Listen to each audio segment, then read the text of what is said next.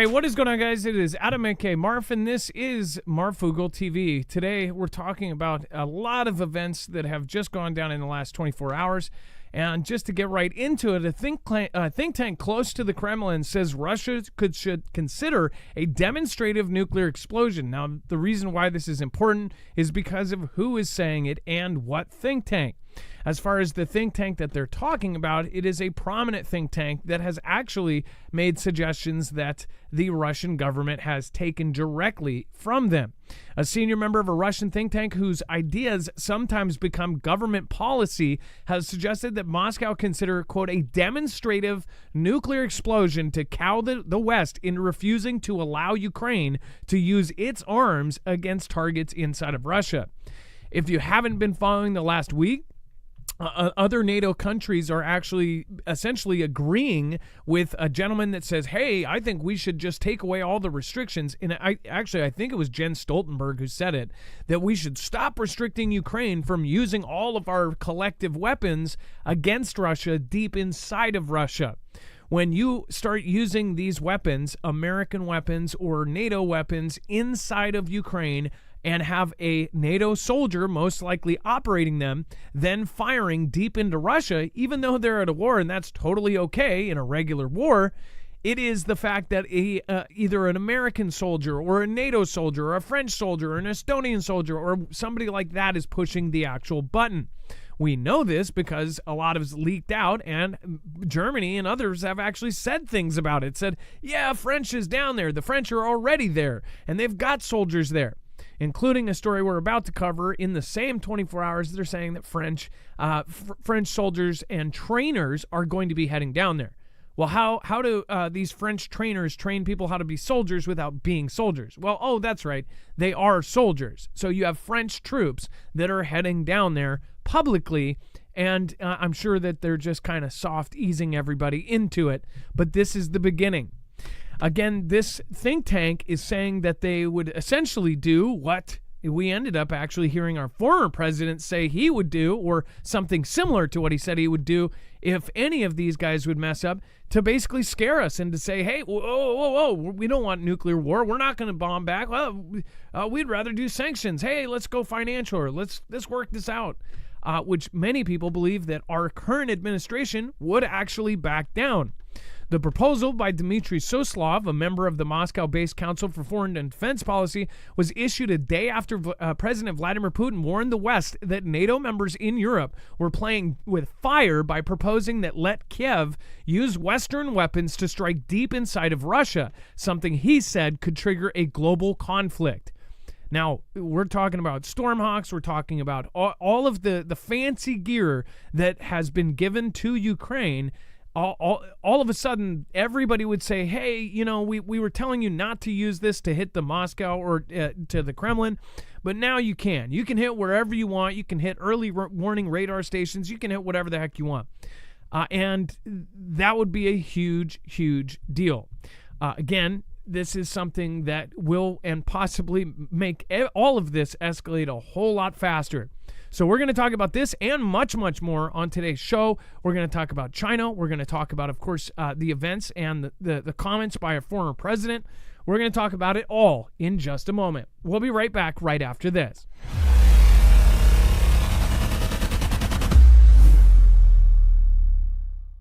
Nothing in the show should be considered legal, medical, or financial advice. The views of the callers can differ considerably and do not necessarily reflect my opinion, Dex's opinion, or anyone else who works with the show. You should always do your own research and consult with professionals. The internet is full of fake news, so please take everything with a grain of salt. If you have not already, it helps us out if you end up going through any of our affiliates, and it helps you out if you end up protecting yourself against cybercrime.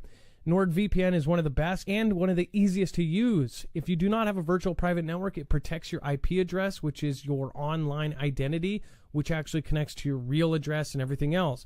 It also connects to you. If you know anything about how they are data logging and basically getting your profiles down, you can prevent that by having a VPN. Nord is, again, one of the easiest. Download it. It's like an on switch and off switch. All you have to do. Go to marfugglenews.com/VPN. Not only will you get a giant discount on this, but you will also be helping us. I appreciate your support, and I appreciate everyone that goes through any of our affiliates. Can't say thank you enough.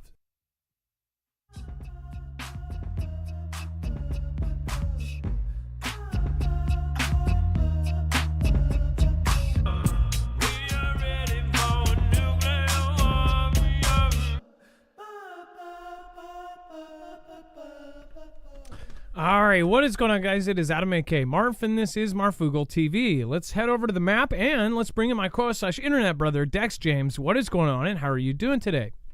Well, hello, Adam, and hello, Foogle fam. I'm doing just fine.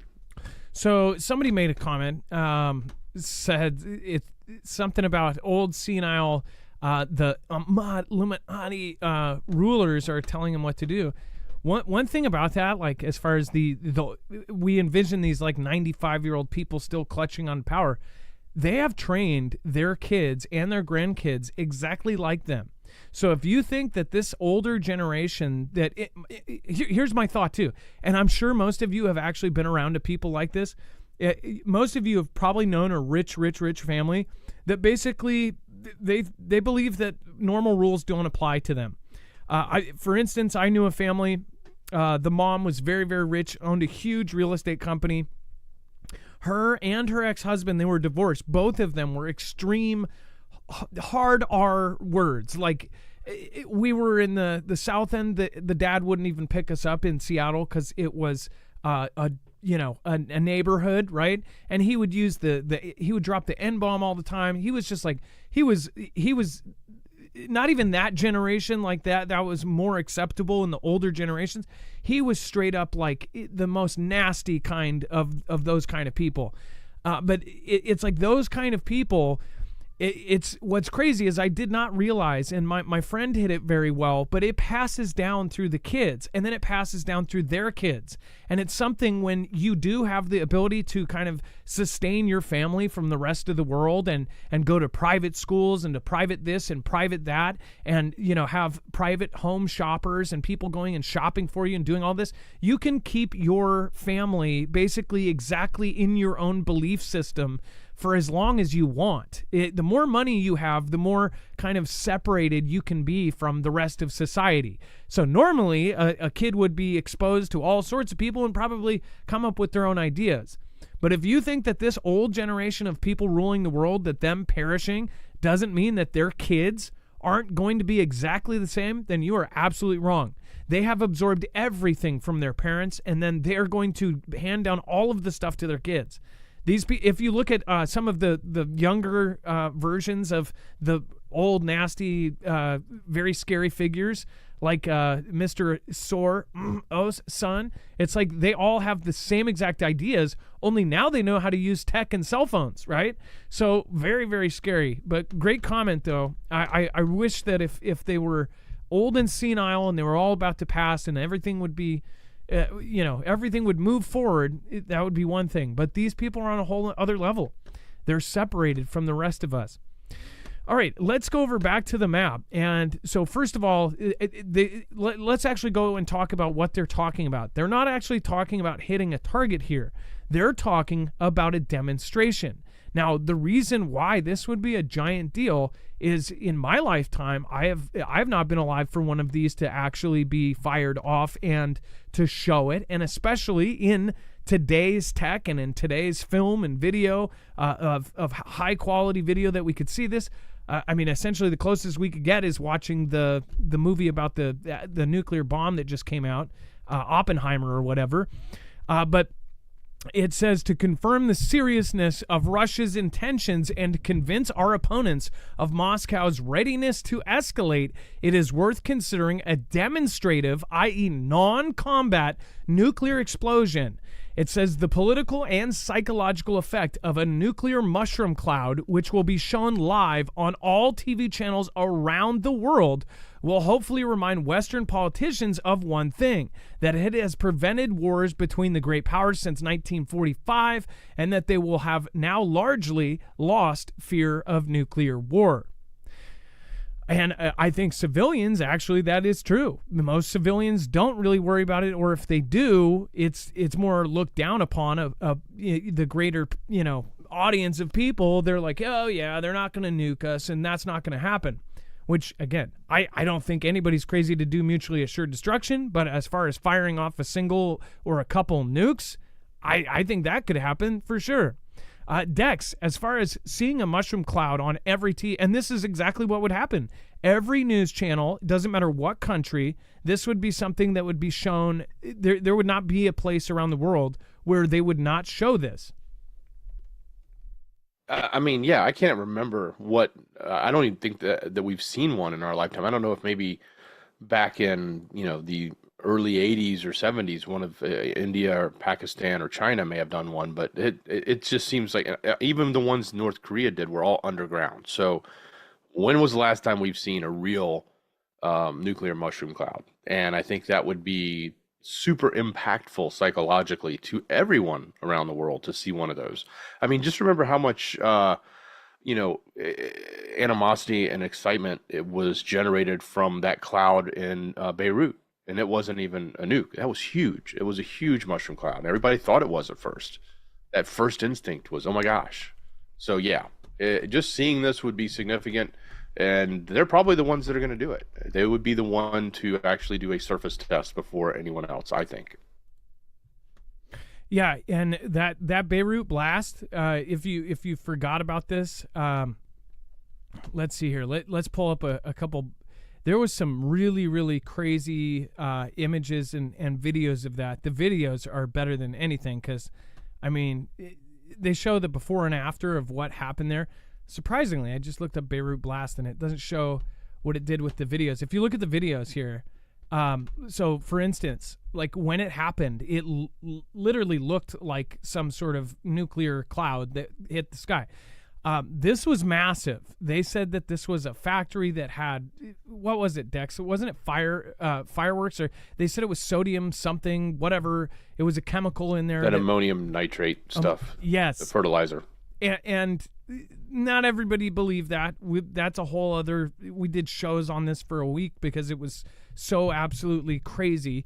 But back then, it's like, things like that happened, and we all started wondering, and a lot of people started wondering before this, like Tianjin and other blasts like this, like, do they have something above that's doing this, right? But as far as a actual nuke going off, something just 10 times, 100 times bigger than this, imagine that being shown on every TV across the planet. Imagine or remember back when North Korea and Kim Jong-un was going back and forth with our former president, with T-Man.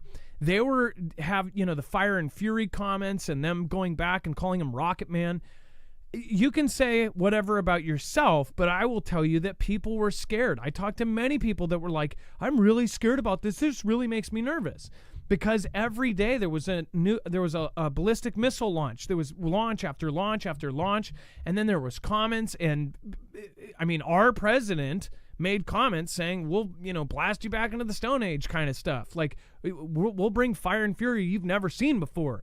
And it got to the point where they backed down. Right? What if Russia ends up doing this to our current administration? Our current administration has not shown that they will go in and do a major anything really.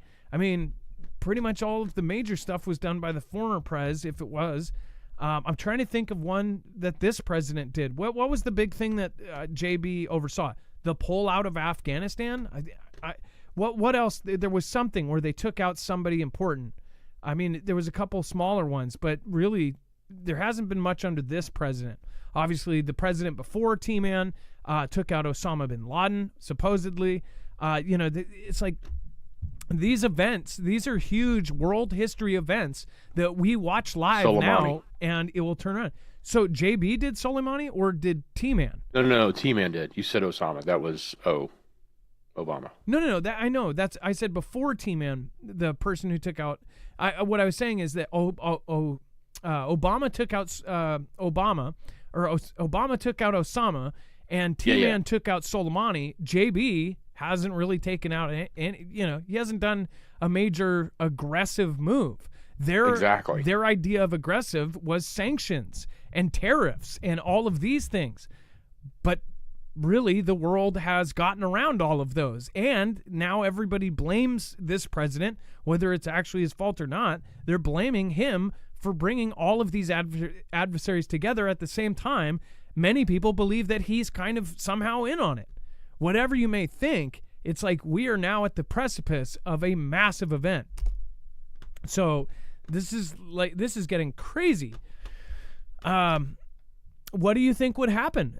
Do you think we would back down if they ended up doing a demonstration out in the boonies and out in the Russian mountains? I don't know. What do you think would happen?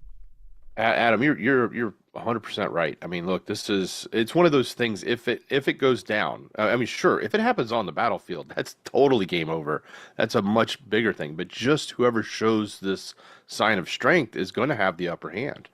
And if they put this up, it will have a massive psychological effect across the world. I'm not saying they should do it or shouldn't do it, but that's what they're jockeying for at the moment. And you're spot on. Now, I mentioned it before, but Dex, do you want to talk about Ukraine is confirming France will send military trainers, which the wording is everything. Every time they show you these words, they're spinning the story, right? These are military soldiers. These are troops. They are troops training troops. So Ukraine is confirming that France is sending, let's call it what it is. They're sending troops. That's exactly what they're saying. They're troops. So Ukraine military says welcoming French trainers or French troops into Ukraine in new remarks which strongly suggest that for the first time, France is deploying its troops into Ukraine soil. So, on one hand, this could just be rhetoric coming from Ukraine to make it look like they're getting something they're not, but I don't believe that. We've already heard Macron say he was willing to send them. And he would, and he thought it was the right thing because he was trying to distance himself from the U.S. in a way of showing Europe could be strong without the U.S. And he's trying to position himself as a leader of Europe. That's my opinion, but that's the moves he was making. So I actually believe this is going to happen if it isn't actually happening. So Ukraine's top commander said on Monday he had signed paperwork allowing French military instructors to visit Ukraine training centers soon. So that's the technical explanation. He says, I am pleased to welcome France's initiative to send instructors to Ukraine to train Ukraine servicemen.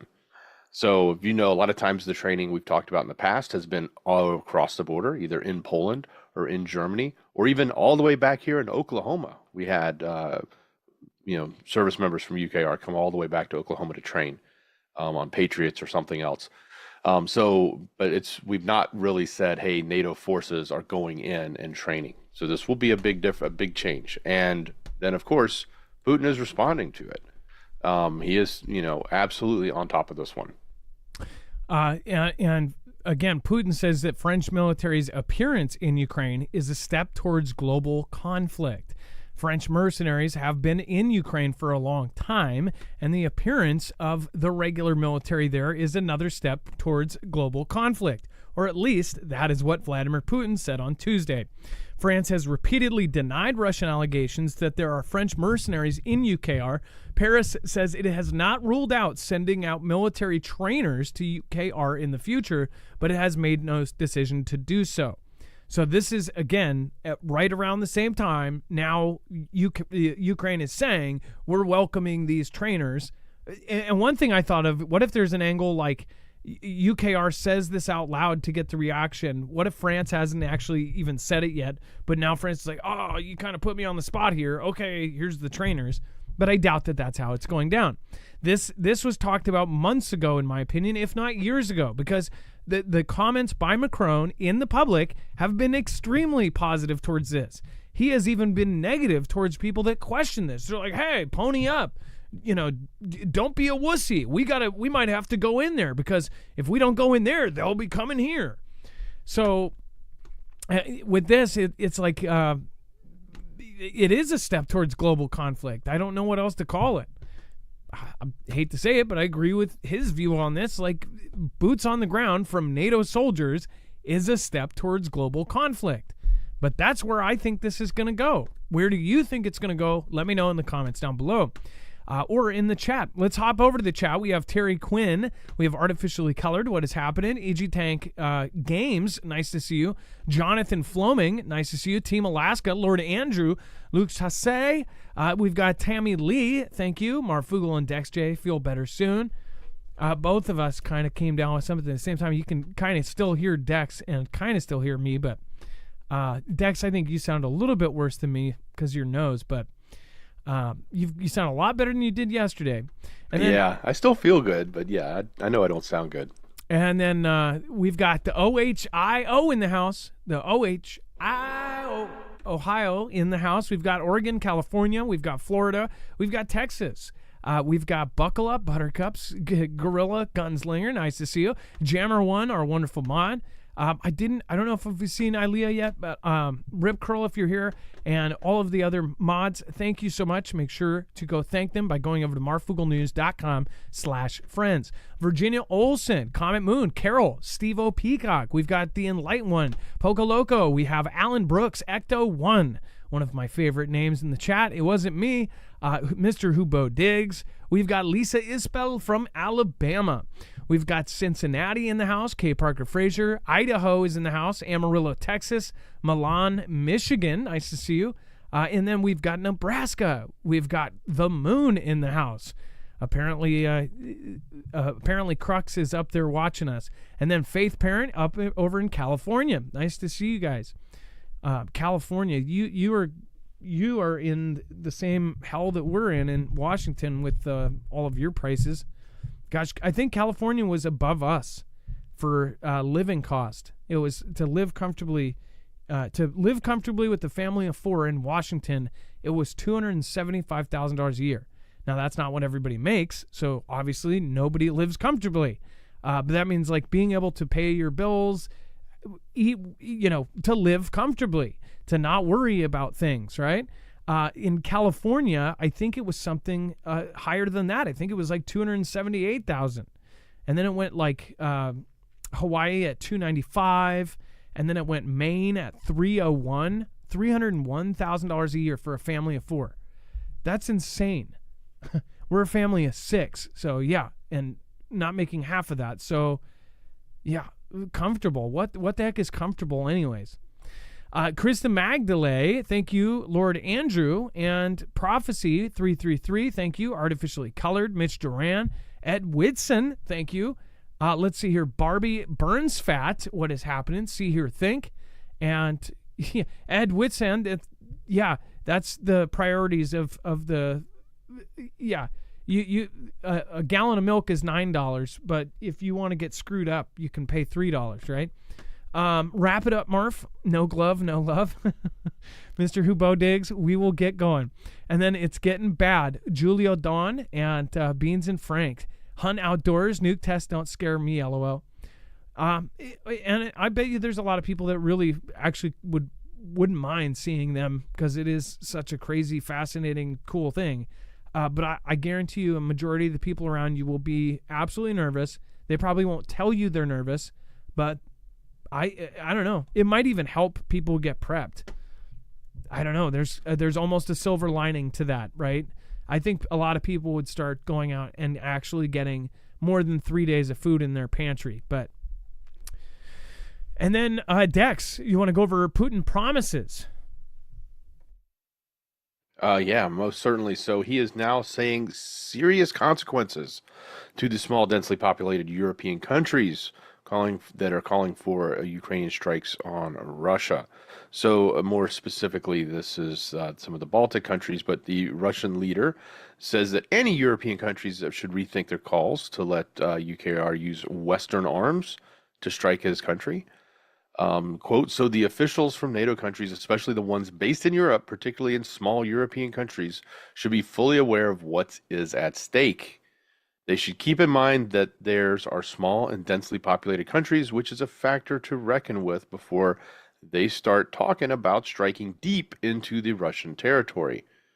So this is a statement that's coming out after Jens Stoltenberg, as well as other NATO nations, were all starting to call for, let's let them use those, NATO provided long range weapons and let them reach into Europe. So thinking about some of the smaller nations there and who may be targeted, I think that's what he is reaching out against or pushing back against. And again, this escalation, this ramp up back and forth between Europe and Russia, it's not going in the right direction at all. So every day it's just one more thing. It's no accident that he's pointing out that they're small and densely populated. So one of their, I'm assuming he's kind of throwing like a under the cover kind of jab, like one of our nukes will knock out, half of your whole country, right?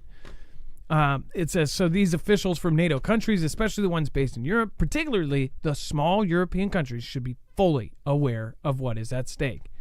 Essentially their populations, right? We hear Russia say stuff like this all the time as far as these threats. I hear the majority of Americans that I talk to, and I can't speak for any of you watching from around the world or Europeans, but a lot of people here kind of have their, frankly, nose up in the air and think, oh, well, we're untouchable.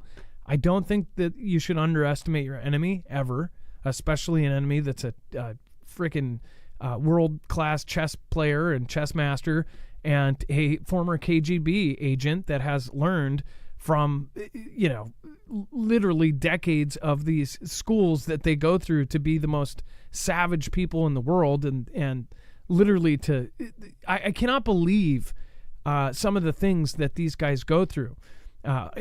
You see that American CIA guy that does the spy business or whatever. He's all over these shows. He went on several interviews and he talked about how CIA agents are trained not to go with their gut, but to use their brain. Everybody disagreed with him. He's saying, usually your gut's wrong. And I'm thinking everything inside of me, in my gut, is saying that's wrong. But that says something, that they are completely wired differently. They are wired different from a normal person. They are broken down just like a regular soldier would be, but then they're built back up. And one thing that I thought was interesting, hearing at least 3 of these different CIA guys that go on these podcasts, is they all say that they don't disqualify you if you have major flaws, if you're egotistical, or if you're this or that, or if you've got weird, like just violent tendencies. They don't disqualify you from those roles. That is why they are picking you. They are picking you for your flaws and for your messed up brain. And you can only assume that KGB, Mossad, and all of these other agencies, they are all the same. They all have the same playbooks. They've been spying off each other, learning from each other for years. So they all go by the same kind of teaching techniques. So KGB, especially from a Russia that didn't have tape to cut, like they would do anything and anything back when he was a KGB agent. This guy is now in charge. And he is now, some say, the richest man in the world publicly. Richer than Elon. He even said it himself. I was going through some of his older quotes, like "We are ready for nuclear war," which was recently. But some of his quotes, it's like he says he's the richest man in Europe, which is kind of crazy. And he says, if not the world. So it's like you've got a rich, extremely smart chess master that sees 10 moves ahead, now in charge of a nuclear arsenal, and he's continued to be in charge. He also moved the pieces around the board so he would continue being in charge. Now, he probably has a puppet master that's above him somehow, and we can't imagine that, but there's always somebody richer than the people we see. The people we see are public. There's a lot more up above them that are not public, that have a lot more money. They just don't have it in a public account. They have it broken apart in Swiss bank accounts, and you'll never know what they hold. So as far as what the consequences are, nobody takes these seriously. But I think that one of these days, everybody is going to be caught off guard. And should there be any reason we would be surprised that Russia finally strikes back? I see a lot of comments saying, don't kick the bear or whatever. Like, one of these days, they are going to fire back. Something is going to go down. What do you guys think? Let me know in the comments down below. Now, speaking of firing back, if they ever do fire back in one of the most probable ways, not only Russia, but Iran, China, and even North Korea has satellites that go over the USA that people think that they are actually an EMP weapon or a super EMP weapon. If any of our adversaries tries to do this to us, one thing that you can do to put yourself at ease is you can actually get yourself an EMP shield on your cars, trucks, motorcycles, boats, generators, solar generators, and even your home to make sure that you are protecting yourself and keeping your stuff running after not only an EMP or multiple EMP strikes, but also a Carrington-level event from the sun. If a massive blast comes off of the sun and heads our way, and we get more than just northern lights, we get our entire grid taken down, then at least your car, your truck, your motorcycle, your boat, your RV, whatever you're keeping this on, will continue running. So you can get home to your family to bug in or to get out with your family and bug out. Go to marfooglenews.com/EMP to learn more. And of course, make sure to use the code MARF because you'll get $50 off per device. So if you have multiple cars you want to outfit, then make sure to go check that out. And make sure to use that code because you'll get $50 off on each and help support independent media. That's again, marfooglenews.com/EMP. It takes 10 minutes to put in your car and not too much longer to put in your home. You just have to check with your local state law if you're able to do it yourself. And we have had Fugel family that are in a place where they can do it, and they actually said it was relatively easy. One of them even got help, called up the company, and I believe, Dex, was it the owner of EMP Shield that walked them through the process? Was that... I don't remember who did it, but they have a great staff there, and yeah, they were able to walk right through it. Yeah, so they ended up walking them through the process, and they got it on their house. And the house version protects everything that's plugged in within 250 linear feet, which is most regular size homes. And that means all of your appliances, everything that's plugged in, it's going to ground the signal in 500 trillionths of a second before it's able to fry it and keep it alive. That way, if the power does come back on, or if you want to plug those appliances into your generators, that you can do so. Rather than having, say, I mean, heck, if a fridge gets fried, you've got yourself a 400-pound brick. Let's move on. We have U.S.-made bombs used in deadly strike on the Rafah tent camp. Dex, so they're pointing a finger here.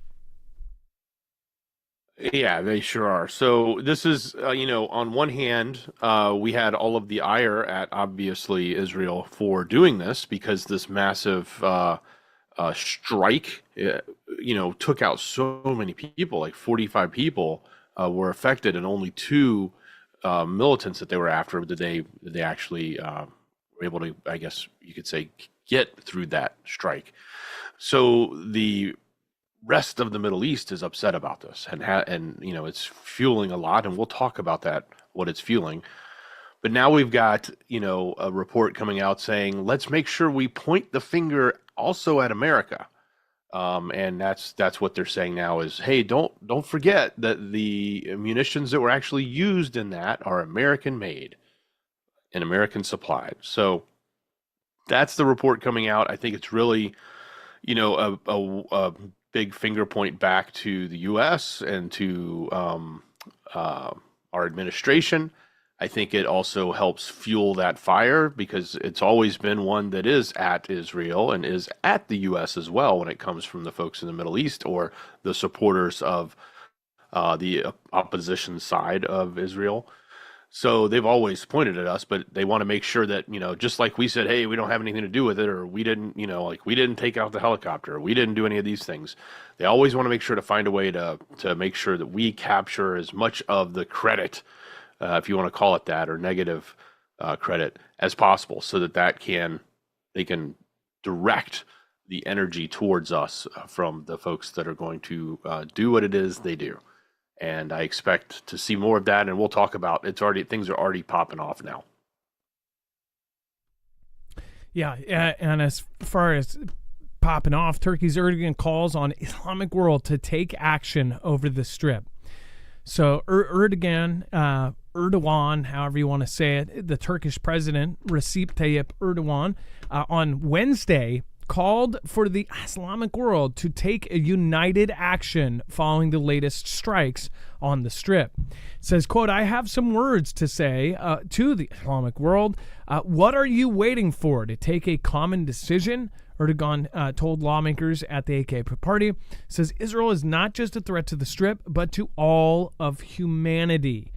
So that quote alone is a call to action. It is a straight up call to action, which is going to be used. Heck, now it is a quote in history, which is going to be used in every cause possible. This is going to be something that some people listen to. It's going to be a call to action that some countries are going to reverberate. Somebody did it first. Somebody stood on the pedestal, made the first statement, and other people are going to, yeah, that guy's right. We, of course, at this same time, if you're in America, why this matters to us, at the same exact time, we have people from all of these countries funneling in. There's, of course, the great people with their awesome families that are just trying to get away from the hell that they live in. Got that. There's also a much bigger percentage, unusually bigger percentage in the last 3 years of people that are the worst of the worst, that are military-aged men, that are straight-up members of some of the worst groups upon our planet, and they have come in through the South.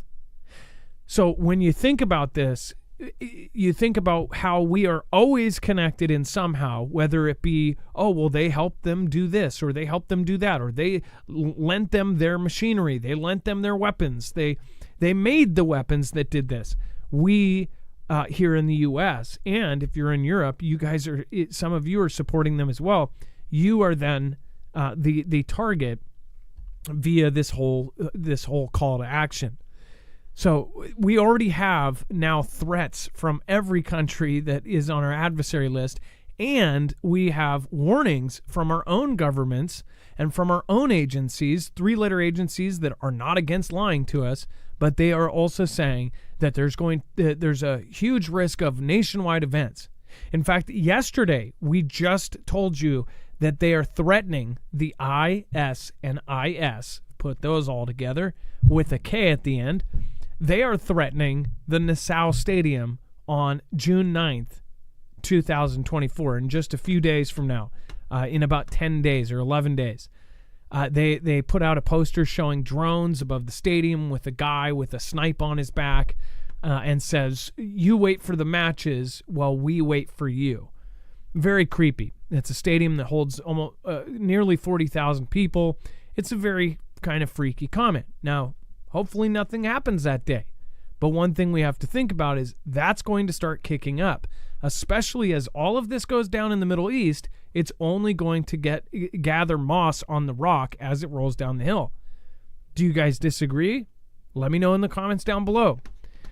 This is why all of us preppers, we're keeping our heads on our shoulders. We're being aware when we're in public. And again, hopefully you never, ever are a part of any kind of event like this. But we have Fugel family members that were a part of major disasters, and some of them were actually a part of some of these things that the majority of this community believes. You know, we've had a couple people that were at the whole Vegas thing.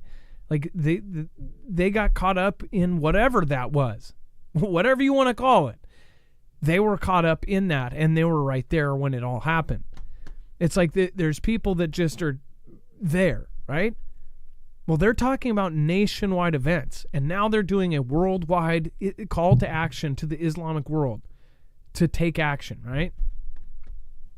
This is something that you really got to pay attention to, the timing of it. Just yesterday, we covered that major threat, and now today there's more calls to action. On top of that, Jillian Mason says, "Chin up, Hinny, ex Newcastle, UK." Hey, nice to see you, Jillian, and thank you, and thank you for your support. And that's awesome, Newcastle, UK. That's from across the pond. And then Carol, thank you for the super sticker. I appreciate you as well. Thank you so much, Carol, and thank you to all of the Carols out there. We actually have multiple. And then me, Puppet 007, Lord McCormick, Sweatinum, thank you. I appreciate your support yesterday. Mark Fragola. We have Kay Parker Frazier. Of course, thank you from 2 days ago. Azrael. We, of course, have Bible Talk 777, James Parks, Navets. Thank you. Navitz. Feliz Navidad. Alan Brooks and Stephen McMahon. Thank you, everybody, for supporting our independent show here. All right. And then the rioters set fire to the Israeli embassy in Mexico City. Yeah, here we go. So they set fire to that embassy. It was during a protest ostensibly against the Israeli military operation in Rafah. Mass protesters threw stones at security forces who had created a barricade preventing access to the diplomatic mission in the Mexico City's Lomas de Chapultepec neighborhood. Around 200 people were participating in the quote urgent action for Rafah demonstration. Dozens who attempted to break down the barriers, and then obviously the place caught on fire. So, yeah, like I said, it's all popping off, and it's going to be. This is just the beginning. And this is what I was talking about earlier. This is popping out over the last couple hours. This is somewhat breaking news, I believe, right? Yeah, I saw it about 2 hours ago, maybe, at most. Yeah. Aspiring mayor Alfredo Cabrera was taken out in southern Mexico ahead of the weekend day to vote. The incident reportedly happened at a campaign rally, and he was taken out, perished on the scene in southern Mexico Wednesday during a campaign rally, the Guerrero state governor said. So as you can see, as this progresses, he's literally sitting there smiling, happy. I don't know if it was this guy behind him. Jeez, look at that. Or if it was the cameraman. But you basically see him walking, and he's walking, and then the next frame, you've got a weapon there. So there's a lot going down there, and most people are going to look at that and not really care because, and frankly, it's kind of crazy, but I mean, it's other places in the world. There's this stuff 83 times in Chicago this weekend, right? Nobody pays attention. If it's not happening to them, it's like, that's outside my bubble. But these smaller events usually have some sort of connection with the greater world events that are happening. I haven't looked into this guy, but he may have had connections. He may have been against the cartel. The cartel might be working for three-letter agencies. The three-letter agencies are also involved with these world events going on and with people funneling in through the South. Like, we don't know. There could be something bigger there that we have no idea because we only see the surface level unless somebody just puts it on a platter and serves it to us. So I don't know what happened with that, but again, you've got riots in the streets. Riots in the streets. Tell me, where were you? And then North Korea fires multiple short-range ballistic missiles. This is also relatively breaking. Yesterday, they had a failure of a launch, which actually there's some pretty cool videos from Japan. I'm sure it wasn't cool at the time. They're probably freaking out. But they videoed this thing blowing up into the sky and falling down. But today, apparently, there was even more missiles launched. It's been almost every day, or at least every other day, that there's been some sort of launch, some sort of drill, some sort of artillery thing going on with North Korea. So you could definitely say that it has picked up in North Korea. And then Dex, China owns farmland in these states. So look, there's a lot to be said about the farmland, and that's what this article is actually about. It's talking about upcoming housing farm bill, which should be very important. And we've talked about this stuff, and we should really come back to it. But when you look at the graph in this article, and you take a look at just the painted states in which China owns land, I think your mouth will drop. I mean, it's incredible. But yeah, they're looking to stop this. There's a lot of stuff in Congress right now. They're talking about, Department of Agriculture and other things. But take a look at this chart and look at the states that China owns farmland in. And does that just not make you go, what in the world are we doing? I mean, that's half of America. I have one question. Why do they not touch the top half? Is that less fertile farmland? And then I have another question. Have they purchased, can you purchase land in Ukraine? We were looking at Ukraine the other day. In fact, let me go back to this Ukraine story so I can just show you. This is what I was pointing out the other day. Yeah, so this is Ukraine, right? If I can just randomly go like this. I can take it anywhere, zoom in. It's farm.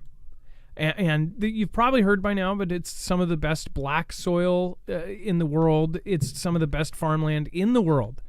But it's so crazy to me that it doesn't matter where you zoom in. It is farm. The whole country is farms. Everything. You zoom in close enough, you'll see the lines of the irrigation, see everything. It's all farms. I can zoom out, go all the way across the state or the country. Boom. It's all farms. This looks like a barcode. The whole damn country is just farms. And my question is somewhere like China, right?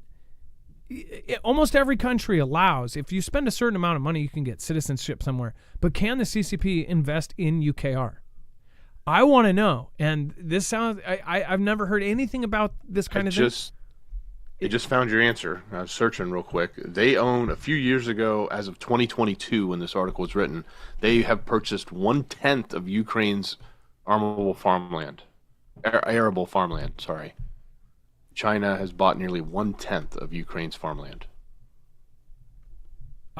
Okay.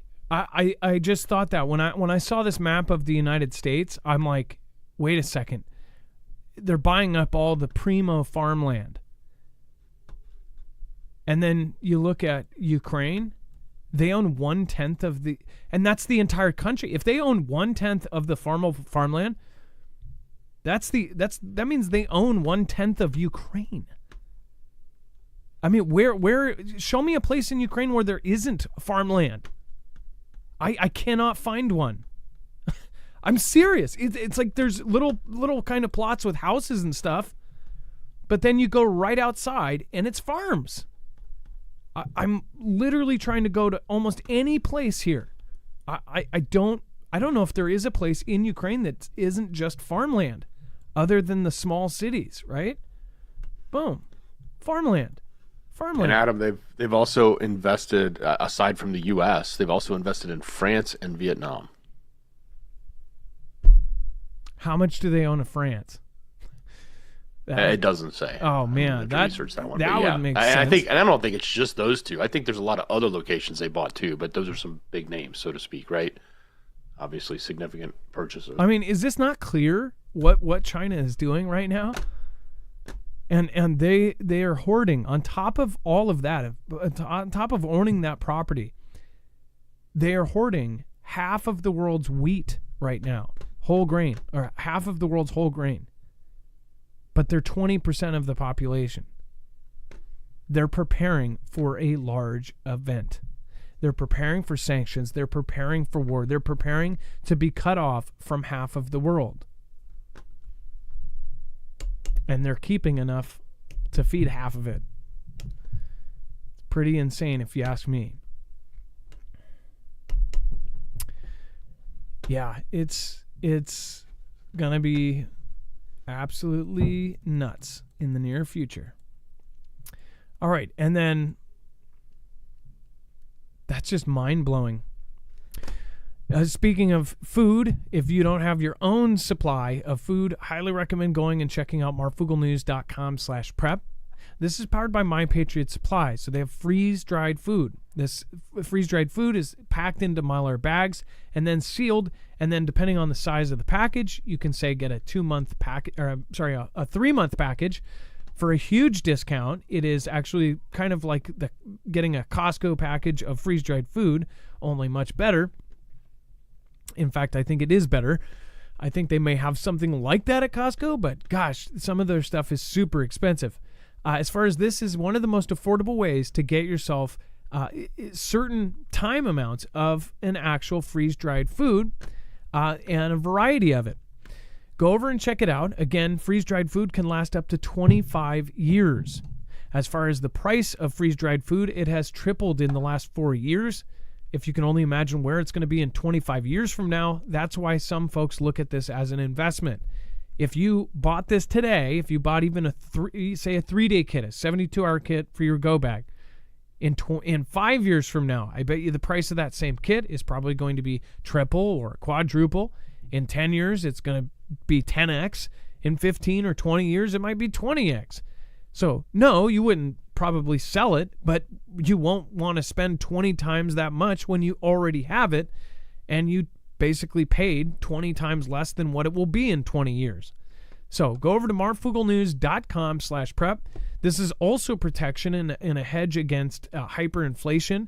If you have food and if you have a supply of it that you can use instead of going to the store, say if something like Venezuela happens where you've got yourself, $1,000 roll of toilet paper, then yeah, something like this would come in extremely handy. Not to mention it comes in handy for disasters, for floods, hurricanes, tornadoes, or, earthquakes, whatever it may be. It's an extra set aside, sealable, very space-efficient way to keep food that is extremely easy to make and lasts an extremely long time. All you have to do is add water or cook in water or cook in sauce, and boom, you've brought it back to life. Go to marfooglenews.com/prep. Again, they have tons of great meals. Go check it out. It's very simple, quick, and easy. All right, and then Trump suggested a fundraiser. He would have bombed Russia and China. So this is, as far as his comments go, how many of you in the audience, and we'll do a quick survey, how many of you believe he would have said this exact comment if he was now president? And by the way, it might not have gotten to this point. In some people's opinions, they would say, well, it wouldn't have ever gotten to that point because the impression was that when he was president, these other presidents and these other rulers were like, no, we're not going to mess with that guy because we think he would bomb us. So it never got to that level. Not to mention, somehow, a lot of folks say he was negotiating a lot better than most presidents, because that's kind of his specialty, the art of the deal.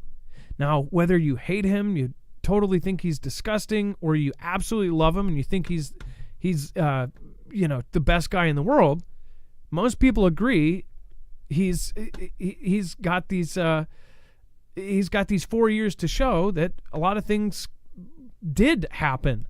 Like he went up against North Korea backed down, and he said these savage things. Dex, as far as the direct quotes here, do you want to read a couple of these quotes that T-Man said? Well, specifically, they're saying that he would have, and this is their supposition coming out of a private fundraiser, but they're saying during the event that he would have bombed Moscow in response to the invasion of UKR, and he would attack Beijing if China invaded Taiwan on his watch. So, that statement, at least the one on Taiwan, it's kind of consistent with what America has said. But man, we have flip-flopped on that whole "we support Taiwan" thing between the current president and the current White House. That if you're China, you're probably like, yeah, we don't know what they're doing. But in his mind, he would be absolute on it. And in his mind, he would have actually saying he would have attacked, Moscow in response directly for the invasion of UKR. Now, I personally, it's easy to say those things, but do you believe it? Do you think that's what would happen? And do you think it would have stopped it? That's an interesting, peace through force, which has been used by many leaders in the past, or peace through strength. Would that have worked in this situation? If we'd have went in immediately and just went all out against Russia, would they have backed off after the first, day? Or would we have just, lit the world on fire? It's an interesting question, I think, about. Well, and that's the thing. We're not trying to get to the political sides of this thing. It's the sheer question. What do you think? If this guy was in charge, would this have gotten to this point? If it did happen, would he have done it? The thing is with this whole situation, our current president has not done much of anything forcefully. Whereas even if you go back to 2 presidents ago, Obama made even the threats, the hardcore threats aren't even there. Usually they will have a speech written where it's like, we're going to do this, and that. Obama actually said some really savage things during his presidency. We will take this whole world out. We will do things that they will not mess with the American people. In his speeches, he did it too. Bush most definitely did. Bush was probably the craziest over the 20 years as far as his statements and saying we're going to decimate and, tear apart and obliterate and all of that. So this is the first president we've had that hasn't done that, that's tried to do almost anything and everything against actually, making these serious threats. But what's crazy is all the previous times when the U.S. makes a serious threat, there wasn't anybody that can compete. So if we put the hammer down, that's it. In 93, back in Clinton, back before Bush, you had Clinton. When China started messing with Taiwan, Clinton sent, it was either 3 or 5 carrier groups, and this is before they had the largest navy in the world, before China had the largest navy. They sent 5 carrier groups, and they flexed their muscles. They said, what you got to say, punk? And China actually backed down. Every president, and that goes back as far as I can remember. I'm sure some of you can go back to any other. And most presidents have had this time where they've had, with one country or another, had to put the hammer down of the American military, right? We really haven't. It's been quite reversed. So I don't know if that's a strategy by the administration and the decisions of many, but also, or is it the part that our military is not what it used to be? Our men and women, the young kids going in now, I know that I hear a lot of doubts about what this next generation is going to be, but I'm telling you, most of the guys that are joining the military right now are the right kinds of guys to join the military. There's a lot of really good young men and women that are joining right now, and they're not all 5 feet away from a plug-in on their cell phones. There are a good chunk of them on TikTok, but those aren't the majority. There's a lot of good men and women that are serving right now. So we do have a good we have the best military. But for how long? That's the scary part. How long will these kind of threats, just the threat, stop something like this rather than taking an action? It's a really unique question to ask, especially right now. Thank you, FSRD. I appreciate that. It says, Walmart would not let anyone pay cash today. This happened at the Aiken, South Carolina Walmart off of Whiskey Road. My experience is on my YouTube channel. FSRD, I will check it out. I know pretty much how it probably went, though, because they did the same thing at the Walmart by me several times. And even after CV ended, they did the same thing again. They said that they couldn't process it, that their systems were down, so they couldn't count the money, but they could take credit cards and debit cards. Like, that doesn't make any damn sense. That's at least what happened at one of our local ones. But yeah, they don't want anybody to pay cash. As I said yesterday, they've taken out all the ATMs. They don't want you removing cash, because then with that cash, you can hand it to somebody in a secret room, and they will not know where it went. They want to track and trace every single dollar. And now they've made it so easy. There's like so much fraud and all of this. Like back in the day, if you used your debit card somewhere, they would actually check your ID. When's the last time you had somebody check the ID? Or if you put even CID on your credit card or debit card, does anybody ever check? You could be buying $4,000 worth of stuff. They will not check. You could be, buying a couch or something. They don't check. Buy a TV. They won't check. As far as paying people online, they used to give you a lot more problems, like, oh, you've done too many things in one day or whatever. Now they don't. And the reason why is they don't want you at all put back by using Venmo and Cash App and all of these things, because then they will be able to track it. They want you to Zelle as much as you want. They want to do it for free because they get to track every transaction. It's just crazy. All right, and then back over to the map. Iran may receive a virtually intact American MQ-9 Reaper drone through Yemen's Houthis. Dex, how the heck are they going to get their hands on an intact MQ-9 Reaper drone? Well, look, we have been losing them left and right there. Over the past 2 months alone, the Houthis have downed 3 American MQ-9 drones.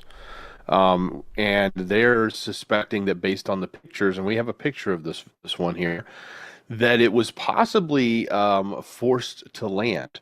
And that would either be because it was hijacked or more likely it was having its GPS coordinates spoofed, forcing it to land on and make a hard landing. And when you look at these pictures, it's very much intact. So where some of the others that have gone down have just went down in a pile of rubble. But this one looks like it's fairly well intact. So what is this going to mean if they get their hands on it? And obviously the Houthis are tied to Iran. Obviously the technology that they're using is probably not homegrown. It's probably been imported via way of Iran. And I would suggest that it was probably coming by way of Russia too, given the relationship and deals that have gone on there and the learnings that Russia has used with electronic warfare in UKR to advance their capabilities against US and Western assets. So we've seen all the GPS spoofing that's gone on in that conflict. And now that they have had ample time, 2 years to perfect it, they can easily share that capability with their allies, such as Iran, who in turn gives it to Yemen. And now we see, drone after drone being taken down. And in this case, they were able to bring one down intact. So pretty amazing on their part, pretty sucky on our part. And, I guess the real question is, whose was it? What we don't know is it doesn't seem to have a lot of markings, so it potentially could be a 3-letter agency one versus a military one. They both use them, and they both do them for different reasons. So it could be one of that nature, and that may be worse, or it may not matter. It may all be the same because the tech is all still the same tech for the most part. You kind of have to turn it sideways, but it definitely looks like parts of it have been taken off already, or in the landing or in the crash, they may have come off. But let's see here, let's open this back up. Yeah, so if you look at this over on the left wing, over on the right wing, you can see where weapons could have been hooked up to that. On the right side, or its right, that is not there anymore, so that was broken off or something. This looks like it's either been crashed or that there's some dirt in the crack of this. What's really crazy is we covered a story yesterday about China's drones, and China's drones look almost identical. And I said, I talked about this, and you said, well, a lot of those are propeller driven. This one looks like it's a jet driven one too, and it's got it's got a prop on the back, doesn't it? So rear prop. So what is that? Is that just an air vent right there? I think it's the air intake for the engine, would be my guess. So are theirs better than ours? Like they have a jet and we have a propeller? I'm assuming theirs are jet if they're supersonic. This looks... I don't know what it takes to make a vehicle go supersonic with a propeller. Probably a lot. When I see this on the V-Wing, if you look at the small, they're like Cessna type planes with this new V-Wing. I showed you guys the other day. Now they're so light and small, and they can basically fly themselves. The new planes that seat 6 and the inside looks like a luxury SUV, they have that same design, and the reason they have that V-Wing is because if they have any trouble, they actually have a port that comes off the top, and it can do a parachute. A parachute out the top. I forget what they call those kinds of planes. If anybody knows it, put it in the chat. But it's a small people plane. And I was also looking at this and I'm going, geez, think about this. If you had some James Bond type guy, or in our case, like a Mission Impossible, whatever his name is, Tom Cruise guy from, is that Mission Impossible? That's our guy, right? And James Bond is MI6. Anyways, you have some secret agent guy. This is big enough to where they could probably, I'm sure they have something like this, but make a model that has enough room for a single passenger to go in it, and then when they get to the location halfway across the planet, have them drop out and parachute, and then the actual ride could come back and fly back home and land. Like a personal delivery system. You could even have, somewhat of a supersonic one if you had something like that. Have it slow down slow enough and then pop somebody out and then fly back.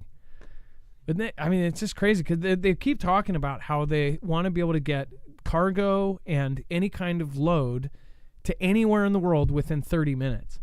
And I think about like how this physically works, like the technology and how these things are capable. It's just so crazy what we can do now. But I don't know, what is that vent? I feel like I've seen that on almost every other jet plane. Or is there a combination? Can it be jet and propeller at the same time? Or is it just for aerodynamics? Adam, it was developed back in 2001, which is probably why the technology's so old. It is propped, it's turboprop, and it can do about 300 miles per hour, where supersonic would be like 768. So yeah, and that thing is, in my opinion, is in flow of air for the engine, because the engine's on the back and the props on the back. Okay, so does China have a better drone that's supersonic and we don't? Or do we have something and it's called something else? This is the Reaper. Is that the Predator, or is the Predator a different? That's a bigger one, right? Or is the Reaper the bigger one? Anyways, if you know, leave a comment down below. I know we got some Air Force guys down there. Let me know. Is there one that's equivalent to what we covered the other day that's supersonic? I'd love to hear it. I'm fascinated into that kind of stuff. All right. And we have Chinese. So this, by the way, this should be one of the top stories. People don't care. And I know that a lot of you do, but there's even folks in our community that just don't care. If you follow this every day, Russia's been releasing mystery objects into space. The U.S., with their X-37B, has released mystery objects into the space. And now we have Chinese spaceplane releases mysterious object in orbit months after launch. This makes me nervous as far as all of the events that are going on. This should be paid attention to. China's Curious spaceplane is at it again, releasing an unidentified object into orbit that could signal the end of its mysterious mission. The U.S. Space Force is currently tracking the mystery object, which the reusable spaceplane appears to have released on May 24th at 3 p.m. Eastern. So this was released about 5 days ago, and it's still hovering around. Jonathan McDowell, astrophysicist at Harvard-Smithsonian Center for Astrophysics, noted on X, this object could be a sub-satellite deployment, or it could be a piece of the hardware ejected prior to the end of mission and deorbit. The spaceplane's first flight did something similar, he wrote. It will be interesting to see if the plane maneuvers or lands soon. A new object, and this was the tweet, has been cataloged associated with the Chinese CSS HQ spaceplane in a 602 by 608 kilometer by 50 deg orbit. It seems to have been ejected about 1900 UTC May 24th. So, and it says, again, the spaceplane launched on December 14th on board a Long March 2F carrier rocket, which took off from the Wequan Launch Center in China. Shortly afterward, the vehicle deployed 6 objects into orbit, which appeared to be emitting various signals. The recent unidentified object, as McDowell suggests, could mean that the spaceplane is getting ready to land soon after 164 days in orbit. Is it? Or is this some sort of control module for the other 6 objects? I think about when they said that they have low Earth orbit. If just 7 of these low Earth orbit satellites could actually knock out all of the radar of our Navy. They said about 30 of them that they could knock down the entire planet's radars. That's their claim. Doesn't mean it's true. But they said that they could actually knock out the warning systems of our carrier systems and their radars. So, are they telling the truth? Don't know, but they've been doing a heck of a lot of stuff in events in space. And as we covered years ago, they're starting to build, they say, a miles-long object in space, whatever that may be. Their version of the ISS is already up there, but they're talking about building a multi-mile long structure in space. What the heck is going on up there? Dex, have you seen, and I don't know if this is actually true, but I saw a Twitter account post a video of a supposed project, and I have no idea if it's fake. Maybe we can look it up. But it shows a video. In fact, I think it was Drama Alert. It was Drama Alert's Twitter account. And it posts a video of supposed plans by Japan to do an elevator to the moon. And this has been seen before in movies. Like I swear it wasn't Gravity, it was one of these other films where it showed a tether that was tethered out to space. I wonder if that's true, but even if it wasn't true and they were just using footage from different movies or something to suggest it, could they eventually do that? And is that on the books as a plan?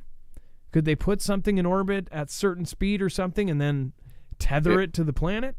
That's so tethering has been something they've been talking about for a long time. Not just Japan, everybody in the space have been talking about using a tether from Earth to space, where you have a vehicle that just goes up and down the line to get in and out.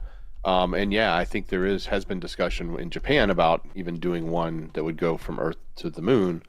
I don't know if it's literally a straight line or if it's just like a series of connections.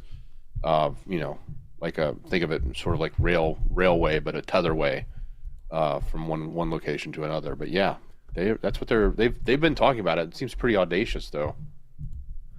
Yeah, they're saying it would be an elevator to the space, and then there would be a launch pad from this platform. And they're using some of the strongest cables, and it would carry their essential goods into space. $7 billion as the world's strongest cable will be used. I mean, what are we going to see in our freaking lifetimes? What are our kids going to see? What are our grandchildren going to see? Think about our great-grandparents. We're before TV. Some, depending on how old you are right now, your great-grandparents were before widespread electricity, before planes, before cars. Imagine what our grandkids and our great-grandkids are going to see right now, that are alive right now. It's crazy. Imagine you're riding that cable to the moon for your weekend vacation with the family, and some bad guy cuts the cable on the ground and you go whipping out into space. No thanks, I'm good. And how would they deal with the fact that, is there a differential change in the orbits between Earth and the moon, or is it always at a fixed position? And does it change? I think they always said the moon is moving further away slowly. So is the cable going to change lengths over time? Well, I think that the one that I saw is they would just be doing it to a platform, and then from there you could easily launch to the moon.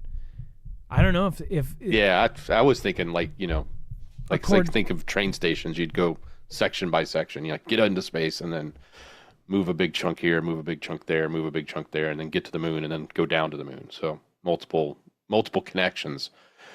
But yeah, I don't know. It's crazy. I don't know if it'll be in our lifetime, but it'll be amazing. Well, the one side of the moon that's facing us, it's always facing the Earth. So you could somehow build, I don't know. Yeah, that's just a trip. Could you do that? What a nuts thought to think of. And then Dex, do you want to go over the Oogles won't comment on a potentially massive leak in its search algorithm documentation? Well, I'm not going to comment on it either. Actually, I am, but here's the thing. The headline is big. The story is actually big. But for most of us, myself included, the details are way above and beyond what we'll ever really understand. And that's not to say it's not impactful. But what happened was apparently a big chunk of source code from Google was checked in or deployed into a public space and was actually put in under Creative Commons. And it was there for a month or so until people realized it, and then they pulled it back out. So it was actually made part of, a reusable set. And this was part of the algorithm, the search algorithm. Now, mind you, it is not the actual algorithm. It is not like the source code for how the algorithm works, but it is what is called a data storage of the type of data that they store to use for the algorithm. So in other words, What do they measure? And it doesn't necessarily tell us that just because they store it, they use it, or how important it is. For example, if a web page gets a bunch of clicks, does that mean it shows up more in a search? Or if a web page is new, does it get demoted for a long period of time until it ages so that it becomes a more seasoned page and then it moves into search? But what it does tell us is they store all of this type of information and they collect all of this type of information, and it may be used in the algorithm. Now, this rocked the SEO world. When I say SEO, search engine optimization, that's all those analytic guru guys that like to spend time figuring out how to make web pages appear first in the search engines. That's their job, and they get paid lots of money to do that for companies because companies want to show up in search. So that world just went nuts over this because it gave them insight to something they'd never seen before. Obviously, they didn't want this out there. They didn't want it to come out there at all. But it also, the other thing that they're all doing is saying, hey, look at all the things that the platform said it didn't do, but it actually does. In other words, like they said they didn't count click counts, or they said they didn't hold certain sites back based on age, when in reality they are storing that data, and we don't know how they're using it, but they do have it. So they're saying that a lot of the information that had been put out there that these SEO experts had found by their own trial and error and said, hey, we think the algorithm does this, and then the OOG would come out and say, nah, we don't do that at all, is now being debunked and saying, yeah, you actually do. So that's kind of revealing. Now, again, I'm not going to get down into minutia for all you guys, but this is a big deal because it's like the meat and potatoes, or at least a big chunk of the meat and potatoes of their algorithm. It's not the code, but it's the data set. And it was leaked accidentally, not stolen. Probably somebody just did something really dumb and it was out there and it got retracted. But while it was there, everybody got a glimpse of it, and it was made public today by some SEO experts that wrote up a whole bunch of different articles about it. And I would not want to bore you with the exact details because it is pretty geeky and even over parts of my head that I don't like. So anyway, fascinating stuff, and probably a big black eye for them right now. And I worked selling the service of SEO. I worked very closely with just basically two guys, and they ran a really, really expensive business. They charged clients. So how it would work, how they targeted. So say Seattle, you're a Seattle dentist. 95% of people type in dentist Seattle or Seattle dentist. Those keywords, if somebody is typing those in, when you go look, if you type that in right now, you'll find the first page of dentists. Those are the ones that are getting all of the business. You do not go and search dentist Seattle and then go to the 45th page and pick the 45th page dentist. And this is how you're finding them, because you're not getting a referral. You're not getting anything else. You are going online and you don't know. You're asking them for, how do I find a dentist? You're going to pick. Statistics show first page, usually the top 2 or 3 at most. But you're not going to go to 45. So I would find a dentist or somebody who was on page 45. It was easy. You look up a dentist in public record. They were on the 45th page when you look up dentist Seattle or dentist whatever. And you'd go, hey, wouldn't you want to be number one? I don't know the magic that my bosses did to make them number one, but they actually succeeded at it. They would make these dentists, but they could only do one. You can't sell that service to 5 Seattle dentists because you're promising number one for all of them. So you could only do it per field. So you'd number one family lawyer, number one pediatrician, number one this, and with that keyword. And they would pay per keyword or whatever. And I mean, it was thousands of dollars per month. For number one on this thing, if my boss would get somebody to it, it would be like $3,500 or $4,000 a month. And that was just so people would find them. And it worked. A lot of the people were happy with the service. But for me, as somebody who is trying to sell it to them, once I gave them the price tag, they were like, what? Like, hell no. But they had no idea. And I told people this, but they didn't believe me. I'm like, I talked to like dentists, and they were the number one. They were getting all the calls. They had to stop taking patients because they had so many people coming. And that's because people don't go past those first 2 or 3. They click on that. They call them, Because, I mean, really, people call 2 or 3 dentists at most, get a quote, say, how much is this? And then they'll just go in and do it. Especially if it's, in an area, they'll just go to the one that's there. But I could not believe how expensive it was. And I learned about the backlinks and all of these other things. And I tried to learn as much as I could while I was there. But I did not understand how the heck they were actually doing it. And he kept it a big secret. It was really came down to one guy was able to do this for, and he had 70, 80, 90 clients. And they were all paying $5,000 a month. These guys were absolutely loaded. It was insane how much money was in that business. But that was 10, 12, 13 years ago or something like that. I'm sure it's changed now. And I'm sure businesses like theirs probably don't even work with the current Google because they don't do things the same way. I mean, it's all twisted up now. I mean, you look up anybody. You'll straight up type in their exact name and it will give you 5 junk websites.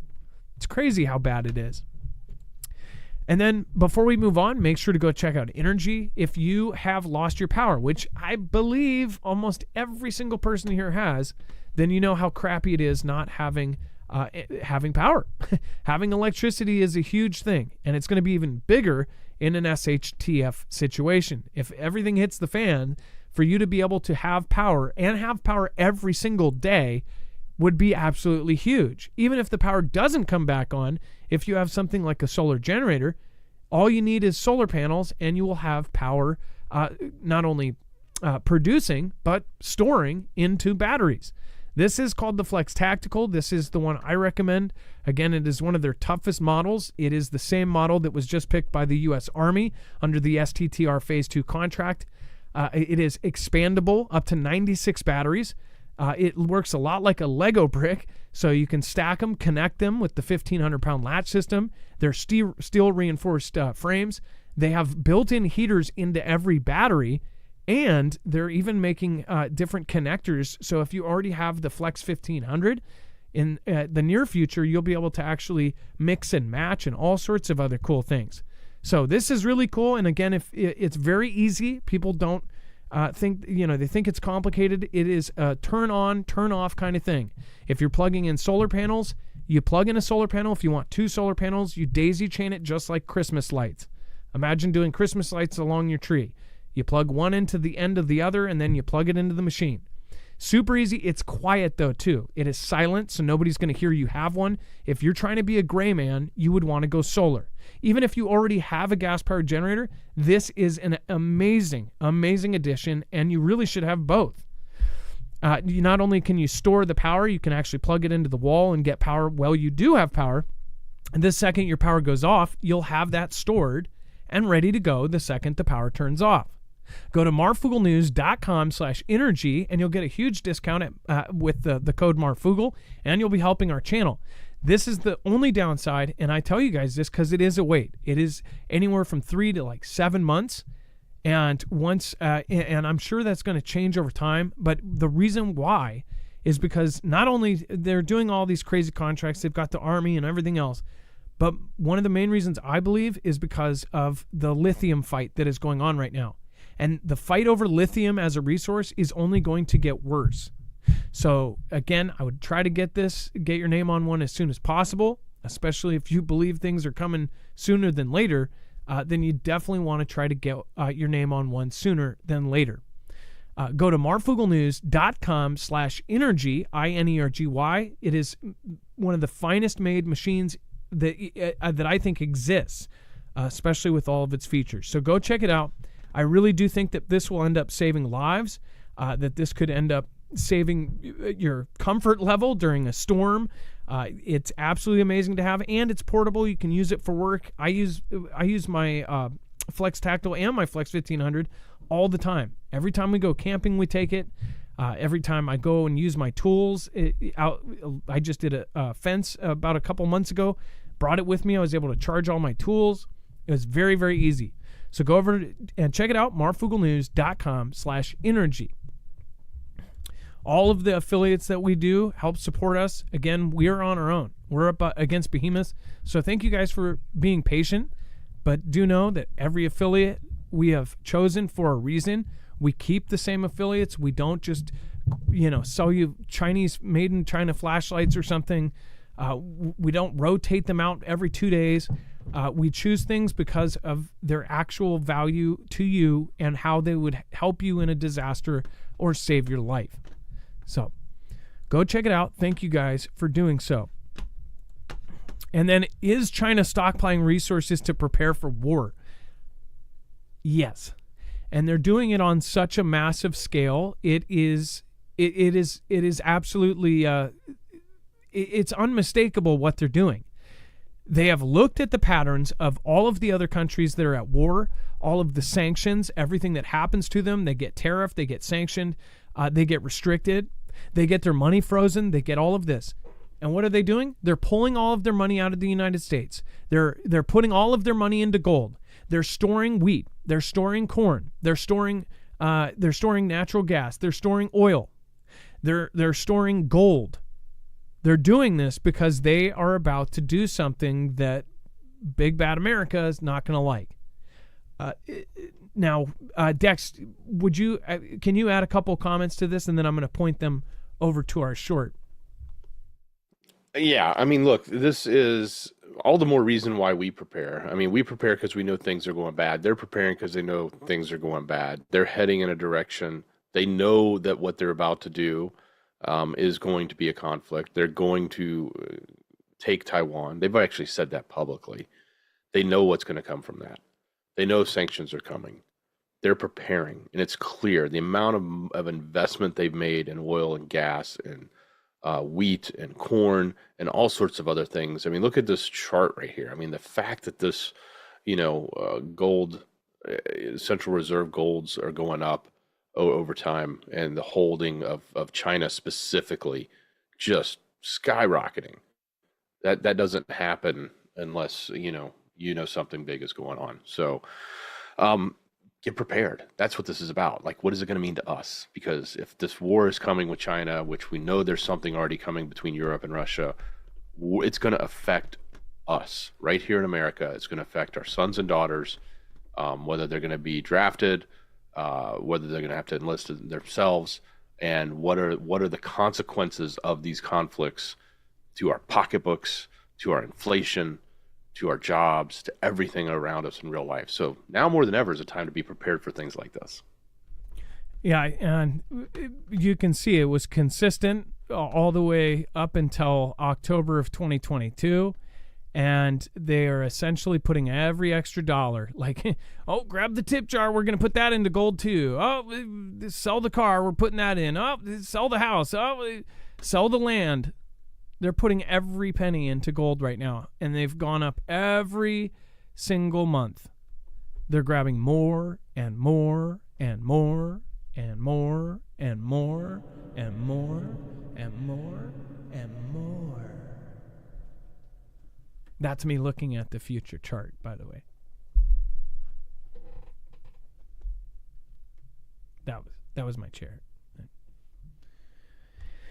Anywho, you guys get the point. Most somewhat smart people are seeing this, and they're going, we should get our stuff together. China is a major power now.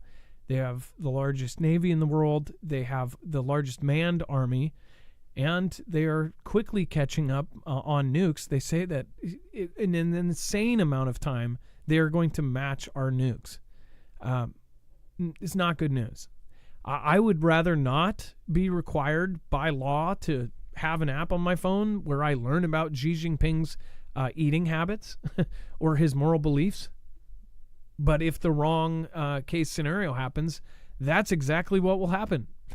So get your head on a swivel, because it's going to get pivotal. Swivel,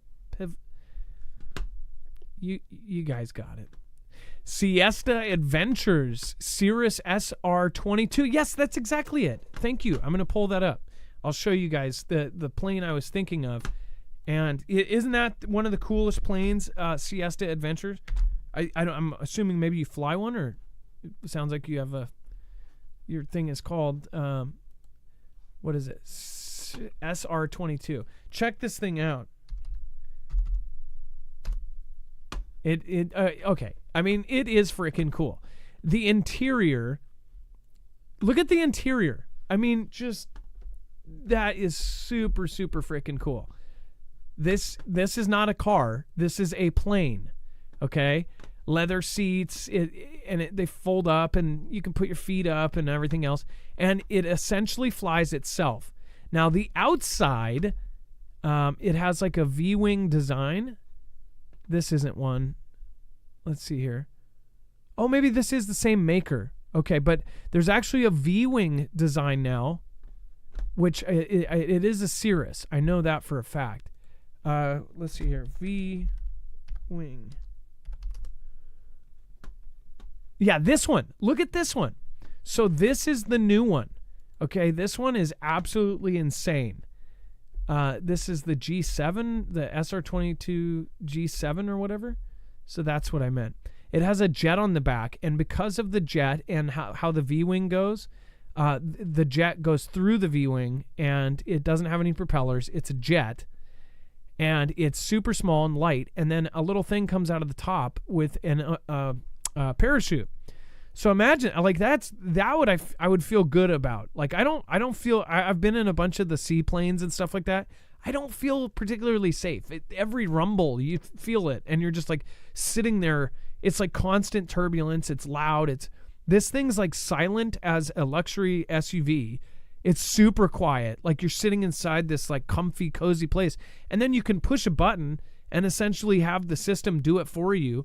And I feel like I saw a video where he programmed it, and he could do anything. He could, what it was is it was on autopilot, and he would hit the thing, and it would physically move it, but after it got to a certain point, it would just automatically tilt back. Like, you couldn't mess up. If you were an idiot, you could hand it over to a friend. He could try to do a flip in it, and it would go to a certain level, and it would auto level. He would try to pull up or pull down, and the thing would auto level. I mean, how cool is that? If that was the future of travel, I would totally do it. Like, I would much rather do something like this than a freaking self-driving car. Like, that's just cool. Anyways, thank you guys, and make sure to share that video out with friends and family over on Marfoogle News. In fact, very easy to get to. If you're watching the replay right now, if you want to get to that video and share it out with your friends, just click here. Thank you, Dex. I appreciate you. Much love. Great job, brother. And again, you can reach that video right here. Thank you, Priscilla R. Everybody else over on D-Live, Poca Loco, Kimbria, Nick Wicked 6 Sticks, and Unreal Steve Martin. Thank you, thank you, thank you. It's time for the shoutro. It's not an outro. It's not a shout-out. It's a shoutro.